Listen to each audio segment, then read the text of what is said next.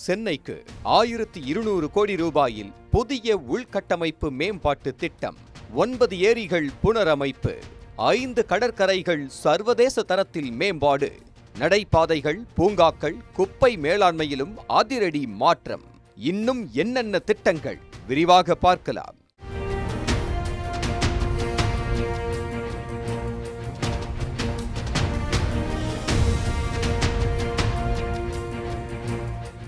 சென்னை மாநகரை மேலும் நவீனப்படுத்தும் நோக்கில் 1200 கோடி ரூபாய் மதிப்பிலான முதற்கட்ட உள்கட்டமைப்பு மேம்பாட்டு திட்டத்தை பெருநகர சென்னை மாநகராட்சி முன்மொழிந்திருக்கிறது. 3 ஆண்டுகளில் செயல்படுத்த திட்டமிடப்பட்டுள்ள இந்த திட்டத்தில் ப்ளூ கிரீன் உள்கட்டமைப்பு, ஒருங்கிணைந்த சுற்றுப்புற மேம்பாடு, கடற்கரை மேம்பாடு மற்றும் நிலையான திட்ட கழிவு மேலாண்மை உள்ளிட்ட பல்வேறு பணிகள் இடம்பெற்றுள்ளன. ப்ளூ கிரீன் திட்டத்தின் கீழ் பெருங்குடி, போரூர், ரெட்டேரி, ஆதம்பாக்கம், வேளச்சேரி, கல்லுக்குட்டை, ராமந்தாங்கல் மற்றும் சாத்தாங்காடு என மொத்தம் 9 ஏரிகள் புனரமைக்கப்பட உள்ளன. இதன் மூலம் வெள்ள பாதிப்பு குறைப்பு, சுற்றுச்சூழல் பாதுகாப்பு, பல்லுயிர் பெருக்கம் மற்றும் பொதுமக்கள் பயன்பாட்டிற்கான திறந்தவெளி வசதிகள் உருவாக்கப்பட உள்ளன.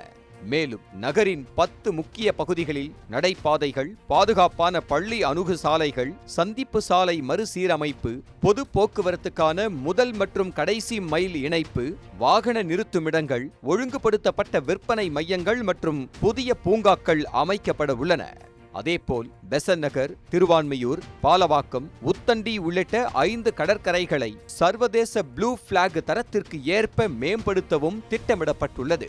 திடக்கழிவு மேலாண்மையை மேம்படுத்தும் வகையில் பெருங்குடி குப்பை கிடங்கில் நாளொன்றுக்கு 700 டன் திறன் கொண்ட உரம் தயாரிக்கும் ஆலை அமைக்கவும், இயற்கை கழிவுகளை அதிகளவில் மறுசுழற்சி செய்து குப்பை கிடங்குகளை சார்ந்திருப்பதை குறைக்கவும் திட்டமிடப்பட்டுள்ளது.